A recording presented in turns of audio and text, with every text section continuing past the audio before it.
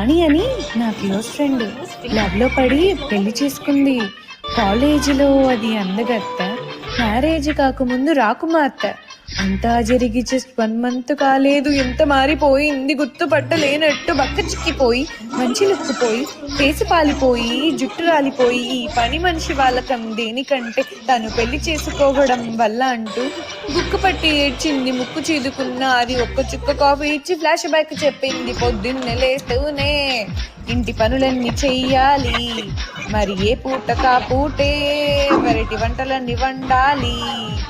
ఏం ఆర్డర్ వేసినా తక్షణం తీర్చాలిరా అవరం. కత్తి సామైందిరా కాపురం, పెళ్లి క్షమించరాని నేరం.